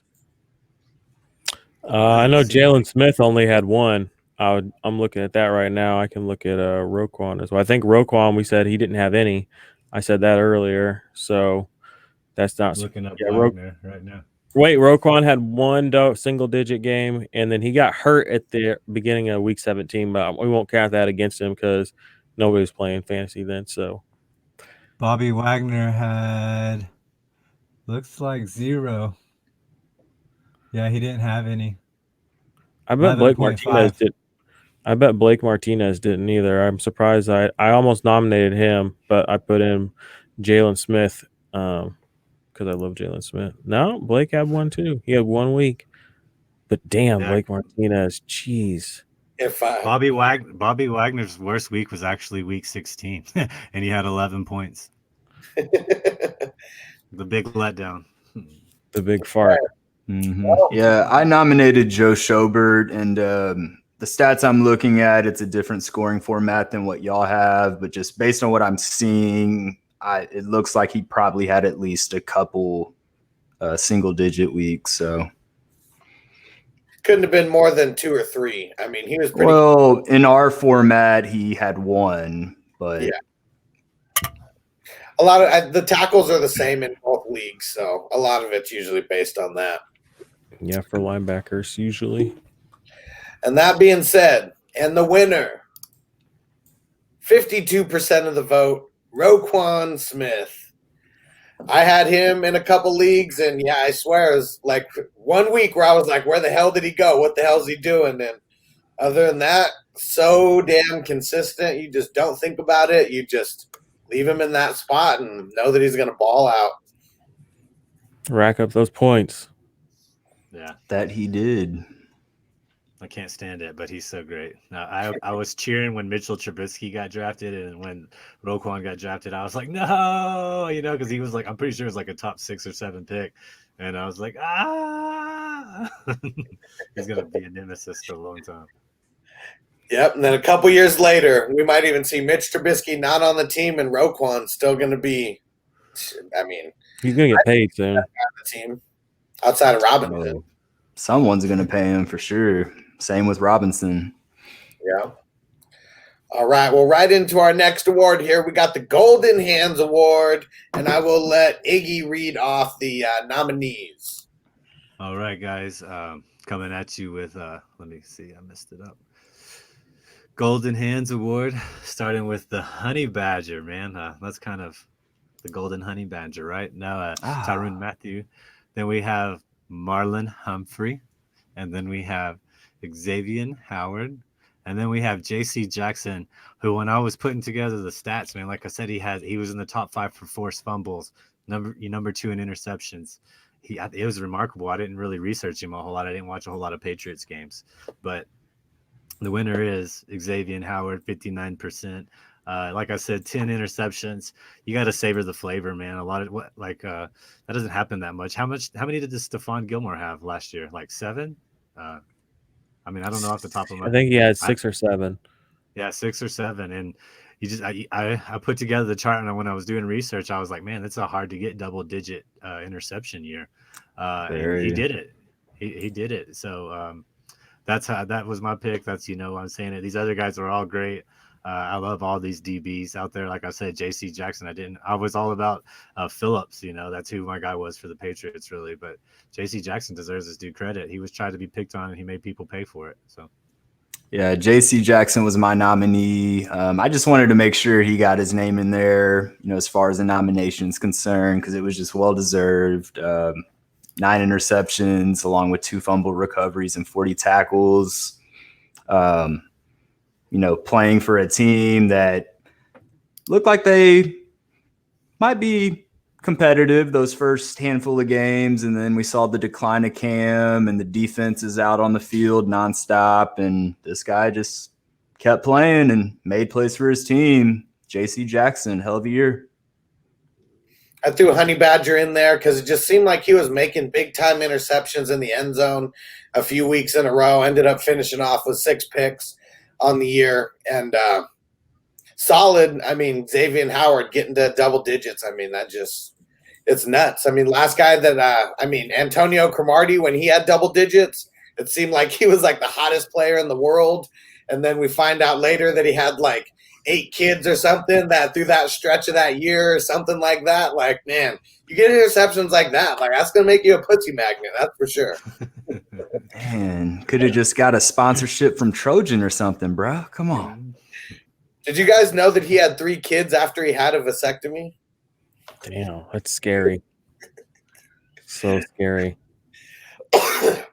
Danger. Sorry about it, yeah. I don't think that's supposed to happen. So I had Marlon Humphrey. I kind of rambled on about him a little bit earlier, but led the league in forced fumbles. He had an interception as well, 80 some odd tackles. But he punched a lot of balls out. He played one less game than a lot of players, so I thought he deserves to be nominated. So yeah, that was my nomination. Good old Hump. All ballers here. Getting on to our next award here, we got the Tackle and Fuel Award. And a lot of ballers on this list, that's for sure. We got Devin White. We got Alex Singleton, who I don't even know. Did you guys know who he was before this year? Just came out of nowhere and was a baller. Didn't. I heard his name like he'd come up, but it was like not as I was just blowing him off, kind of like, okay, Eagles linebacker, count me out. Mistake, huge mistake. Such a baller. And we got Zach Cunningham, talked about him earlier, and then Tyrell Adams, and then Jalen Smith, who was super solid. I mean, all year, super solid. But there was one guy who was, I think, deserves this Tackle and Fuel Award just a little bit more than everybody, and all the voters said so too. Devin White ends up taking home this award. And 97 solo tackles. He was all over the field making plays, and when you're right next to someone like Levante David to still make all those plays and get all those tackles over him, I mean, he's the man. What else can we say about him? Yeah, this guy is what, 23? He played one. He played one last week. Then Roquan had one last solo. He played one last week. Then Cunningham as well. So, I mean, he could have finished the season as the top guy, too, if he'd have played that last week. So he was on fire, too. Yeah, and that's on top of 2 weeks. Yeah. Not surprised he won that. Everybody here was deserving of the award. That's for sure. Let's get into the next one here. We got the Impact Player of the Year. And all these guys were definitely impact players. Jordan, why don't you read off the nominees? All right. For Impact Player of the Year, we had some nice nominees, some guys that we all know and love. Jordan Poyer from the Buffalo Bills, safety. We had Jamal Adams, the man himself from New York to the West Coast. We have Darius Leonard, who is, he's Darius Leonard, basically linebacker 1, period, end of discussion. Or is it because Devin White and Roquan Smith made some noise this year? We'll have a lot of time to talk about that. And then J.J. Watt, who is the king of impact plays, batted passes. This guy smashes them. This guy smashes tackles for loss. He gets all the sacks. He had an interception and a touchdown this year. Was that week 15? He had a nice game. So he's an impact player. But the winner of the Impact Player of the Year goes to my man Jamal Adams. 9.5 sacks in the safety position. He has his career high tackles for loss, 12 games played. This guy still finishes as a top 10 defensive back. What can't he do? He's, I'd say he's half man, half amazing, but he's all amazing. So Jamal Adams takes home the Impact Player of the Year award. Fellas, you want to tell us about your nominees and why they are lesser men than Jamal Adams? He got 33%. So he didn't run away with it, but he still won. So I'll knock mine out real quick. I nominated J.J. Watt. I feel like I knew he wasn't going to win, but seeing him play for such a terrible team that Bill O'Brien just destroyed, in my opinion, the fact that he stayed healthy and he just never stopped, man. I mean, he's out there making plays each and every game, even though he essentially is the Houston Texans defense, along with a couple of good linebackers. But just seeing him healthy again and performing at a high level, I felt he was worthy of a nomination. Personally, I hope Houston does him a favor and finds a trading partner to give JJ an opportunity to go after a championship, because time is limited, unfortunately. But great to see him on the field healthy and producing like we expect him to. JJ Watt, one of my favorite players all time. He's the man. He's the man. That's for sure. So I nominated Jordan Poyer, someone who, when Matt Milano went down, I mean, stepped up, was the guy who was, getting the extra tackles where they needed him to. He was someone who I had as a top 10 safety on the year. Guy's a baller. Makes impact plays all the time. And, yeah, he's one of the reasons why the Bills are in the playoffs right now. That's for sure. I feel like Darius Leonard's a big reason why. Like I said, DeForest Buckner made his job a lot easier.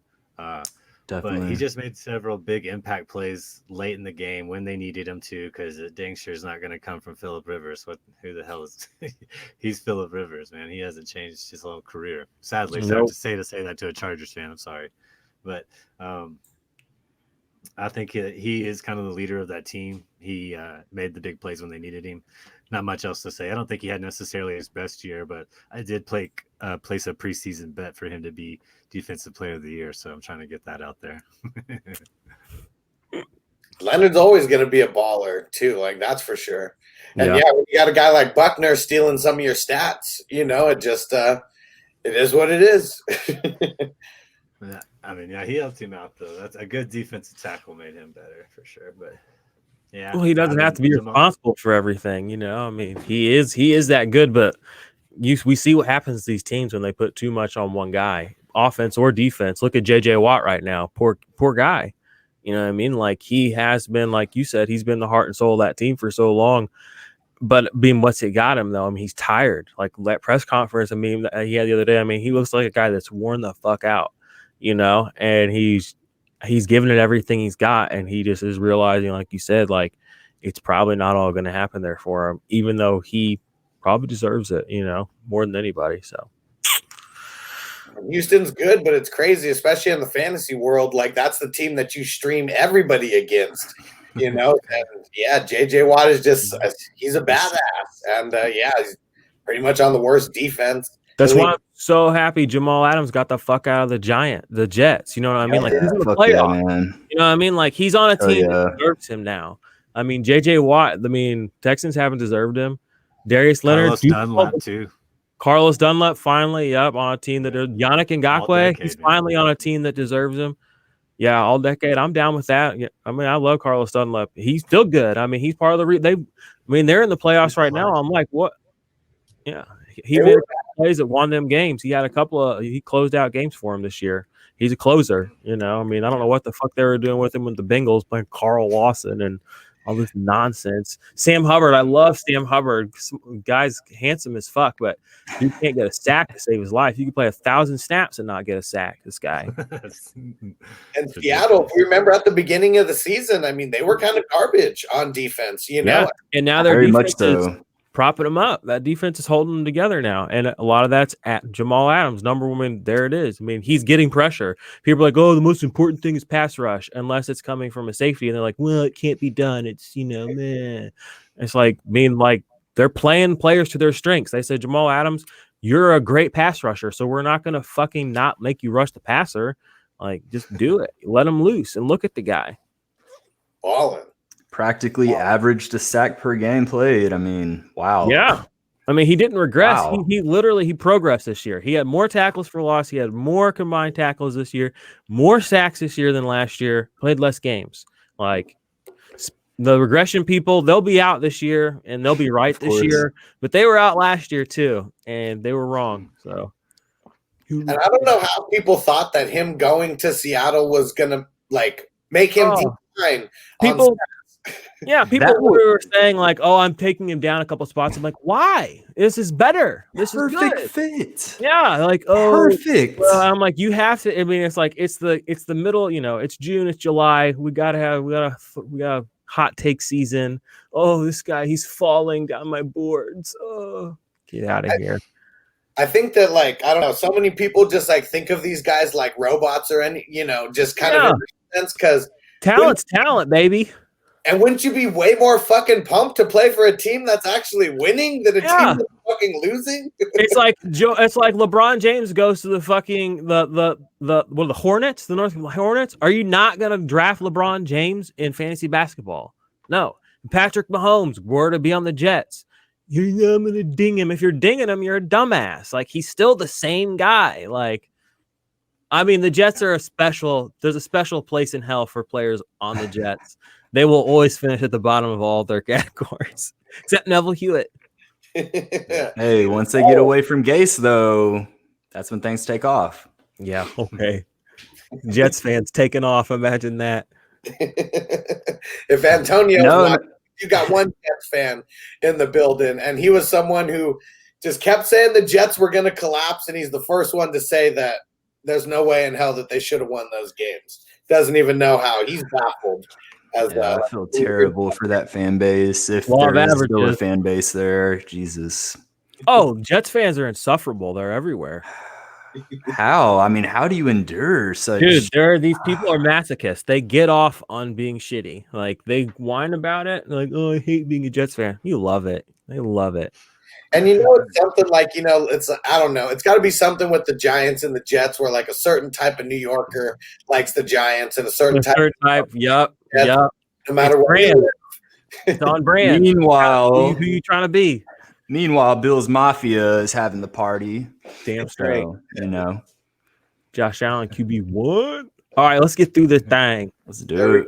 So what do we got next? I got another one. I'm slowing down. My bad. Clutch performance of the year. All right, so this is that guy, that week where you're like, man, I don't know. And then you look at your thing, whatever it is, sleeper, your phone, whatever. You're watching the game and something happens, and you're like, oh shit. Okay, I'm not gonna let it get me too worked up. And then you walk out of the room and you come back in and something's happening. You're like, wait, that just happened, or is it happening again?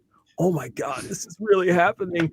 That was what was happening, y'all. Week 7 for Devin White. That was what was happening in week 12 for Jeremy Chin when he scored 2 touchdowns. Devin White in week 15. Yes, Devin White is on here twice. He had 2 performances that badass. I personally got fucked by Devin White in the fourth quarter. Week 15, when he had 3 sacks, he was just chilling with like 18 points. I was like, all right, we're going to be good. We're going to be good. And then I look at my phone again. This motherfucker got like 45 points. And I was like, oh, fuck me. I lost. That was great. Or was it Hassan Reddick? Week 14, this guy had 5 sacks. Monster week. The biggest IDP 1-2-3 scoring week I've ever seen. 59 points.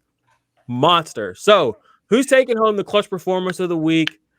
Devin White's already won so many. He could have taken this one home, but it goes to Jeremy Chin, week 12. He was also competing with Joey Bosa, week 12, who popped off for 50 points. But Jeremy Chin takes it home. He's the defensive back. He scored 2 touchdowns. He had 2 fumble recoveries. Massive game for him. And you played him. That's the difference between Hassan Reddick. He may or may not have been in your lineup at that point of the season. You played Jeremy Chin. You took home those points, and it was a clutch performance because you probably didn't see it coming. That was my nominee. And I got to talk about Jeremy Chin that week. Like, we're talking about him getting 4 forced fumble recovery, 2 touchdowns in a span of 3 minutes? I thought I was watching just another replay of the same play. And then in hindsight, I'm like, for real? Literally. I was like, this isn't happening. This is not real. But it did. And I mean, watched it, seen it with my own 2 eyes. Fucking ridiculous. And he dunked the ball. Boom. Got fined for it. Get it. Actually, I got to call Jordan out, man. He had him on the bench in our listener league, man. I couldn't believe it.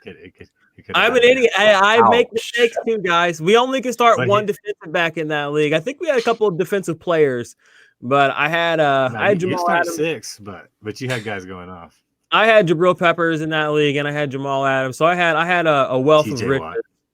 Great problem to have, sir. Yeah. Great problem to have. So I wouldn't want to bench Jeremy Chin. I promise. That's not what I wanted to do. But I didn't have him in that league, and it did hurt. It did hurt. And I'm going to talk shit about Devin White in week 15 because, he knocked me out of your redraft league, Jordan, the IDP Army redraft league. Knocked me out of that. I was pretty close, and then Devin White came, kicked me the fuck quarter. Out of nowhere, he like got people like 35, 40 points just at the drop of a hat. It was wild. You're never safe. You're never safe. He almost won me a game, but Derek Carr really screwed me that week. All right, let's get into the next one here. Now we got IDP Comeback Player of the Year. So they didn't have to be injured to be on this list. You could have just had a really down year last year. So let's get into the nominees. Roquan Smith, been talking about him. He did have a down year last year. I mean, in comparison to what he did his first year and this year, that's for sure. Bradley Chubb, great year after being injured. I mean, a bunch of last year. I don't even remember how many games he played last year. Myles Garrett, man, comeback player of the year after smacking Mason Rudolph in the head. And head buster. That was great. That was great. He definitely is making a comeback. And Miles Jack, someone who I was pretty high on. I mean, he was getting drafted. I mean, disrespected in drafts. And someone who I had as a linebacker too and said that it should be rostered everywhere somehow if you play in a league where you're starting multiple linebackers. So everybody on this list was pretty awesome throughout the year, and everyone was glad who drafted him. But the votes are in. And it is Roquan Smith taking home the IDP Comeback Player of the Year award, 44%. Dude just balled out every single week. And, yeah, we don't care about week 17. I mean, I don't know. I know some people do. I'm sorry if you do. But he just balled out. It was all every week except for 1 week that he really just did his thing and just seemed to be inside the top 10 way more often than not. Yeah. He was a stud. And yeah, to come back after leaving last year, heavy hitter and came back and produced. I mean, top 3 linebacker numbers. That's what you want. I nominated Bradley Chubb. He didn't have a super duper great season, but he still had a half decent season coming off the ACL tear. Dual eligibility on sleeper. So I'm all about that. I think that should be more common, honestly, especially I don't know if you guys play fantasy basketball at all, but you get a lot of guys in fantasy basketball that are double tagged. I don't see why it's such a hard thing. Just double tag some of these guys. Make it more prevalent. Just, it doesn't have to be hard. I don't know why we have to make it hard. I don't know why people advocate to make it harder, but into that. Bradley Chubb, that was my nomination. He's probably cheaper than he should be in your leagues, so we'll see what's up with him next year. His value will be much more if Von Miller will stay healthy. Von Miller will probably garnish. Yeah, that was a big hit. I agree with that. That's why I think he did. Like I was a big Justin Simmons fan. I hyped him up before the season. I live in Colorado, so I get a little bit more Broncos coverage, and especially in a year like this. But Bradley Chubb's awesome. I nominated Myles Garrett kind of I just remember seeing his odds that he was in for comeback player of the year in the preseason, and I was like, I thought that was pretty funny, but he did what he always does. Starts out hot, cools off, set out a couple games. Typical stuff. Not much to say. It was Roquan's a great choice. Yeah, I agree with Roquan being a great choice. I actually nominated Miles Jack. I knew it'd be tough sledding for him to actually pull off a victory, considering the team he plays for, kind of a forgotten man. But just taking a look at how down of a season he had last year production-wise, and then just completely bouncing back this season. I believe he set a career high in tackles, although he played, I believe, a couple fewer games than his the season with his next highest. But just what a bounce back campaign for Miles Jack, who was just forgotten down there in Jacksonville, former early second round pick. The guy produced, and I mean, where do you think he went in drafts? I forgot about the guy. I'll admit it. He was going like that 20s, late 20s area. I mean, he sucked the year before, like bad, real bad. And that's why I felt it was very appropriate to at least get him in as a nomination. hell of a season for Miles Jack, though. We'll see what he does next season. So I was so high on Miles Jack. I mean, I don't know, not necessarily that high, but I had him like in my late teens, and it's because they moved him back to outside linebacker, which is his original position. They switched him over to middle linebacker when they lost. I can't remember who the middle linebacker was a couple years ago, but that messed him all up, and he just fell off. And now he didn't have to be the play caller. They left that to Joe Schobert. Now he just has to focus on himself. And so that helped him for sure, getting back to his original outside linebacker position. Yeah, 14 games played, set a career high with 118 tackles, added 1 sack, 1 forced fumble, 2 fumble recoveries, and 1 interception. The year prior, only 66 tackles. So he basically doubled his tackle production from last season. So yeah, bounce back for sure. Oh, yeah. Everybody was worthy. And out of these nominees, we got 2 big ones left. So here we go. We got the IDP Rookie of the Year. And Iggy, why don't you go ahead and read off the nominees? Yeah, guys, thanks for hanging on with us. It's been an awesome time. 2 awards. Let me read them off to you. Chase Young, Jeremy Chin, Kenneth Murray, Patrick Queen. And the winner is Jeremy Chin, 52%. Too many, if you probably weren't expecting that. I bet many people were expecting one of these other names to be the winner. You got all 3 of those guys. Kenneth Murray was drafted before Patrick Queen, I believe, wasn't he? Yeah, he was. He sure was. Chargers traded up to pick. Yeah, I wanted him to fall to Green Bay. Well, you know, I was wanting the linebacker so bad. When we traded up, I was like, oh yeah. And then Jordan Love, I was like, what the heck? But keeping it with the IDPs, man. All 3 of those guys were drafted highly, like touted, like spoke about really well. People that are like college football fanatics are like blah blah blah blah blah blah blah, you know. And I was like, hey, let's see how they do in the NFL. I think they're all 3 gonna blossom. But Jeremy Chin was mine because he made an impact right away. Matt Rule knew something that we didn't. I think the Carolina Panthers and the Washington football team may have the 2 best drafts, probably that nobody's talking about of this draft era. You know, time will tell. But I don't know off the top of my head where Chin was drafted, but he was definitely the behind all these other guys that were highly touted. And he was the last pick of the second round. Last pick of the second round. Mm-hmm. So that's and he's won people games this week, you know, or he's won people weeks this year. And that's what you really need. You know, IDP is kind of a big hit or miss thing. When people sack, they come in bunches. When people recover fumbles, they come in bunches. They're watching game tape and they're seeing something that they're all told to be like, hey, when they do this, this is what you do. He carries the ball real loose. Whenever he takes a 3-step drop, he's always, you know, all these little things. They're coached really well and they're really great athletes. So they're going to perform really well, but it's very much boom bust for a lot of positions. And I think Jeremy Chin delivered on multiple ways. He can tackle, he can intercept, he can force fumbles, he can cover, he can press. I think he's going to be really impressive. And that's why I voted him in. Came in playing from day one, too. Like, you got to like that. I mean, starter on game day, game 1 with no preseason. So, dude is really talented. Yeah, he's a boss. I had Chase Young as my nominee, but that's only because Jeremy Chin was already taken. I would have nominated Jeremy Chin as well.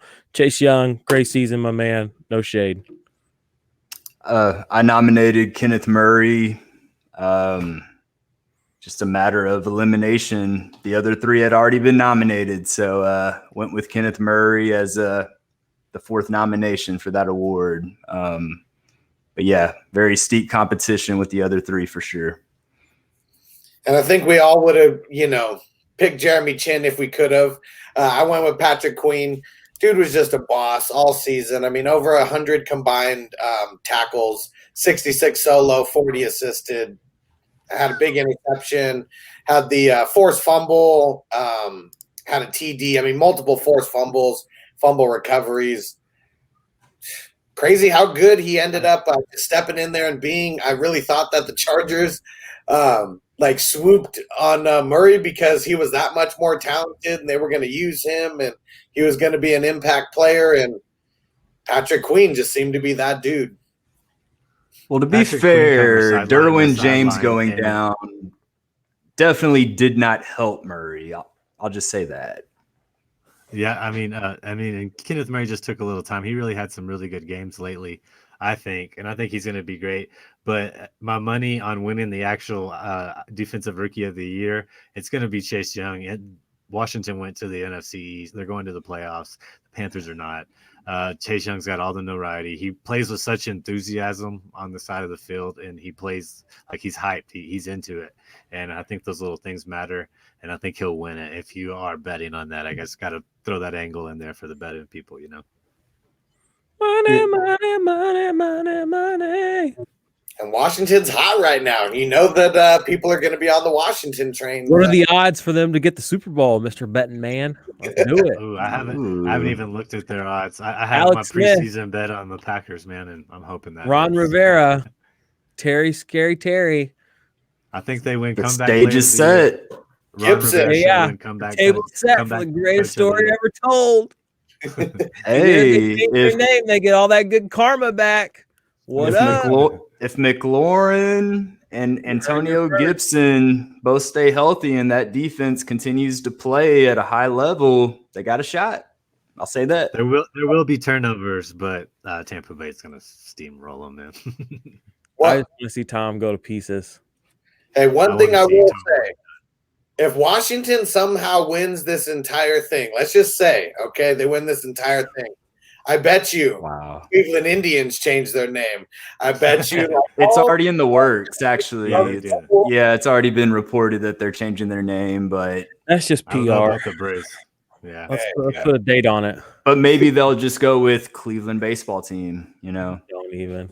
All right, let's finish this bad boy out with the IDP MVP.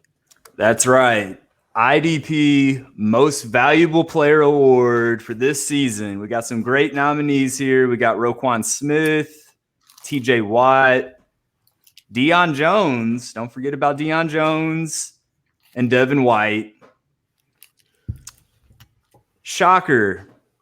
By 42%, Devin White. What an unbelievable season by this guy. I think he's actually still 22 years old.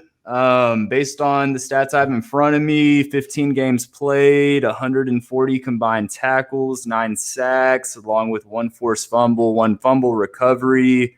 I mean, a guy that's playing at such a high level, and he's so young still. I mean, we just gave this 22-year-old IDP MVP. It's wow.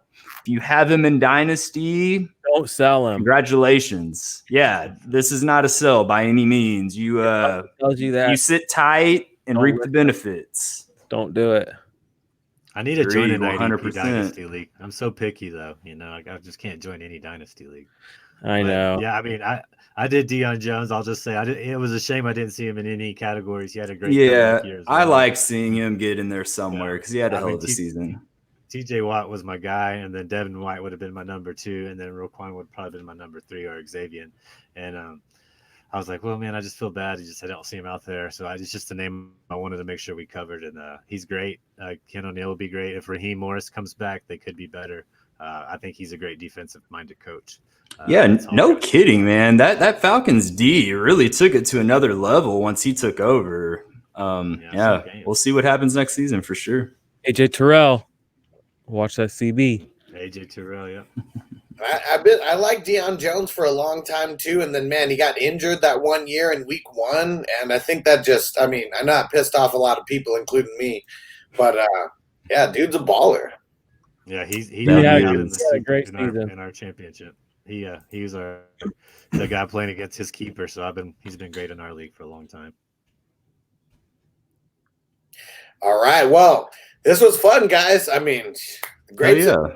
Got a bunch of great interaction on Twitter. Had a bunch of votes on everything. Couple hundred votes per category. So some final thoughts. Well, what do you think, Patrick? Let's get some final thoughts while I smoke this bowl. Final thoughts for me. Just glad to be a part of the IDP community. It's long overdue. Again, I mean, I started playing fantasy sports back when I was approximately 10 years old. I'm over 30 now. it's a damn shame that I never even considered IDP. And then once I met Mr. Hustler over here, he got me on board, and I'm in it for the long haul, man. If you're not doing IDP, you're just not doing it right. Fuck team defense, IDP for life. That's what it is all day, every day. Thanks for having me, man. Appreciate you. Oh yeah, brother. Thanks for joining, Jordan. Yeah, I mean, parting thoughts. Great season. It was fun chopping it up with you guys tonight and during the season. Iggy in the league, also in the league with Hustler. It's awesome to have guys on the IDP scene that aren't the same old faces, peddling the same old stories all the time. So I appreciate that about y'all. And I mean, it's awesome. The off season is going to be great. I like seeing the IDP 1, 2, 3 is growing.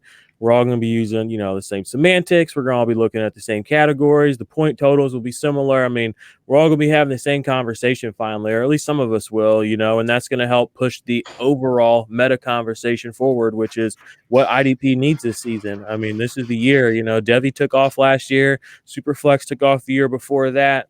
PPR came around a couple years before that. I mean, it's IDP's time to shine. Everybody wants that next hit. That good. What's that next strain, that chronic you got over there? You know what it is. It's IDP. Don't fuck around. Let's do it. Heard that. Yeah. And if anybody's watching right now who doesn't play in IDP leagues, like, don't be scared to join it. Like, I know there's some people who just get nervous. Like, oh, it's like I got to add like a whole second team. Like, doesn't matter. It's not hard. It makes it more fun, makes it more challenging. Get out of those basic ass leagues. That's what I got to say. If you consider yourself a good fantasy football player and you're not doing IDP, I would argue you probably are not a good fantasy football player. You're just handicapping yourself. You know what I mean? It's just why. Yeah, it's a different level. It adds and like I've said it many times, fantasy football doesn't have too many more places to turn to. IDP will be the next thing. People will love it. Like I said, I've been playing it 10 years. I started a league. It's like, why are we not playing with defensive players? I didn't know we could do that. I only played 1 year prior to that. And I was like, let's get them rolling. And like I said, I played for 10 years. I got introduced to the hashtag IDP 123. And I've incorporated, that league's still not a PPR league.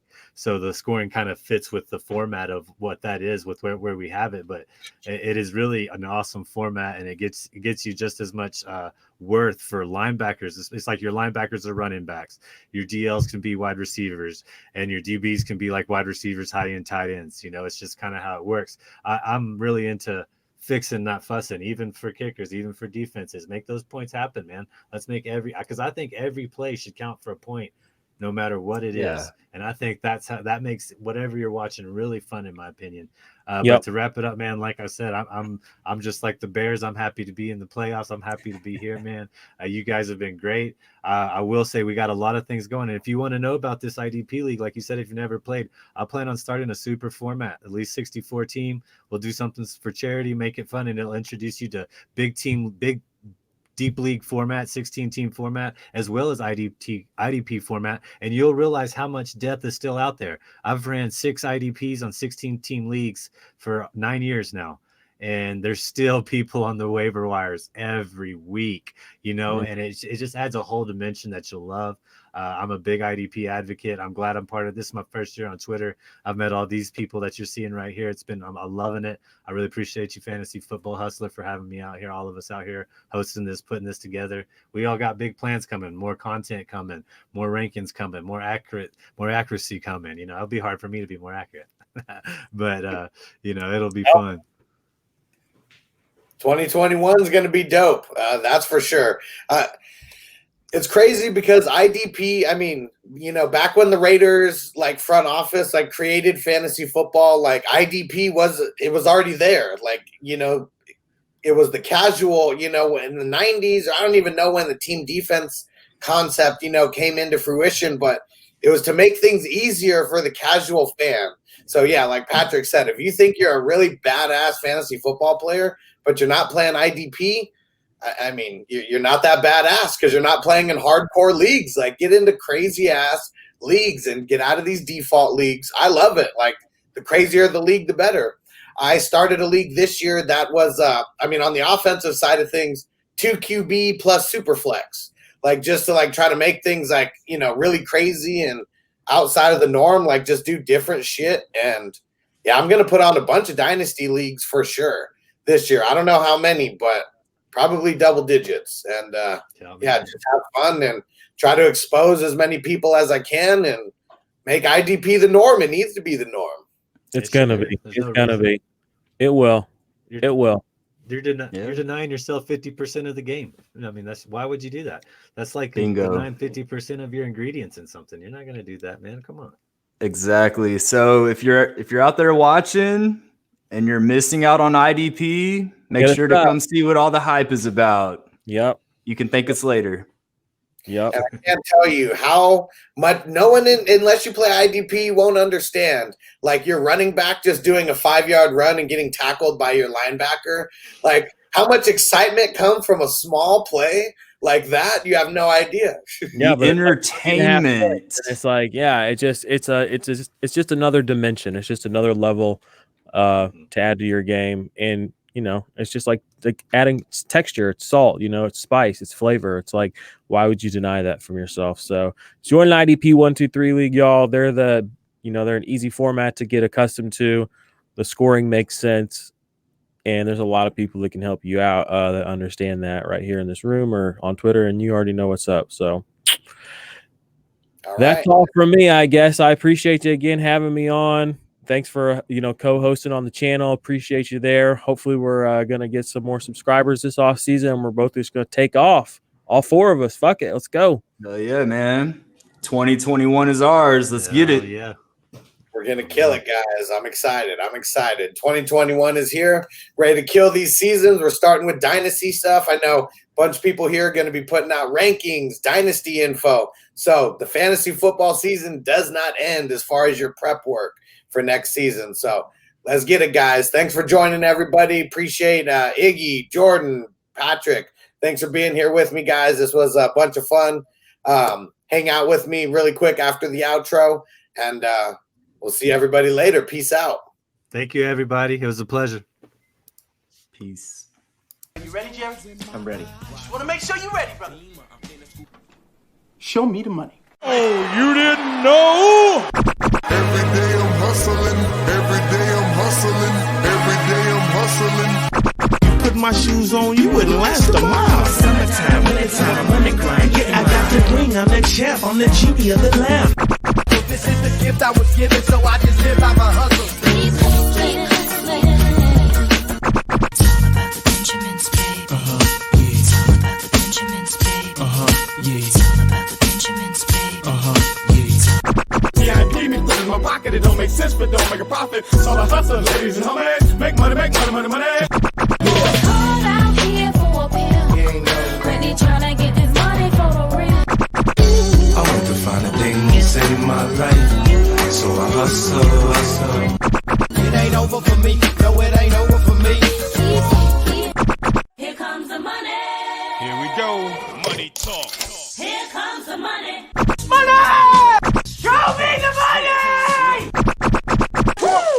Okay, let's go smoke that joint.